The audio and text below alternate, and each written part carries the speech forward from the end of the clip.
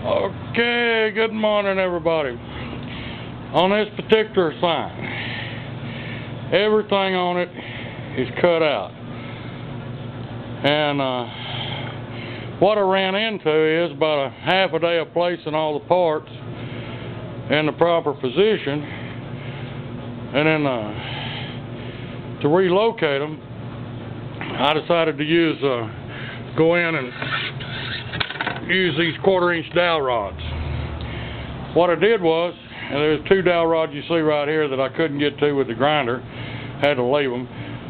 I'll grind them off after I get it off. I'm using copper tubing for the little old things that come off of grapevines, the little vines, I guess, so to speak. And I'm going to use some uric acid and treat them a little bit, speed up the aging process on them, and do a little airbrushing on them to give them better effect.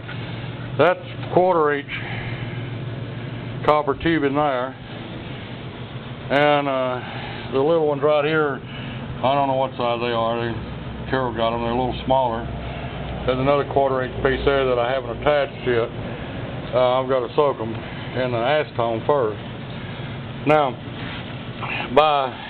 there's really no real specific way to pin these things. You just got to pin them so you can put them back on. There's about 1, 2, 3 different layers of things. So you're going to have to, it's kind of like a big puzzle. Good grief, I don't know what else to say. But this one right here, I've taken the lockdown screw off of it. Now I lift it up, and you see the pins. There's 2 pins. And generally you need at least 2 and 3 preferably for a good register of something back at its location. But a big item like this, if you're pretty careful, you can get it back in. The little lineup holes are right there. Now those won't be filled in. They're hidden, and if you can drill them where they'll be hidden, we'll do so. Now around this outer border, it's got to come off. This border that goes around this thing, it's originally cut out of a 5x10. I've got to pull this back off and paint it, because this background is going to be a natural finish background. This is going to be painted a dark green, which you'll probably see later if I ever get it done. This wasn't done with a CNC router, unfortunately. Just all hand cut. Right down here, I just used, in some of these areas, I used, this is not locked down real tight yet on purpose, PVC with a screw down through it. So it's just mainly in place. When the build up on this glue's a little high right here, that's good, because I want my pins. I'm going to sand that back down. And the border going around it, it's got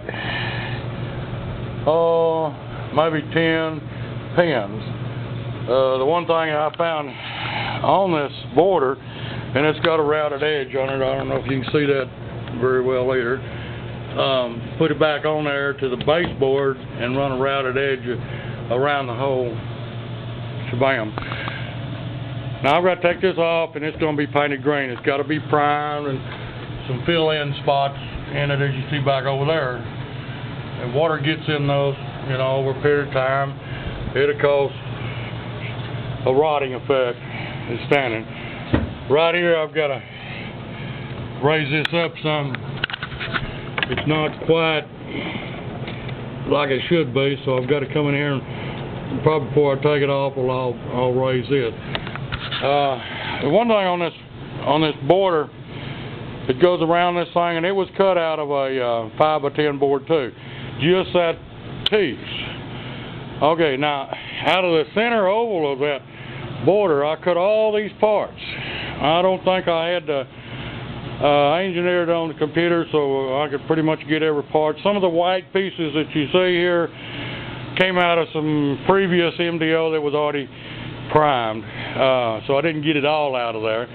But now on the reading of this, it jumps the word, and the grapes are not on here yet. Carol painted all the grapes, We got them boxed in 4 boxes. There's 4 sets of grapes. And I'll try to hold this up there so you can see it. This is kind of the artwork. Okay, that's enough.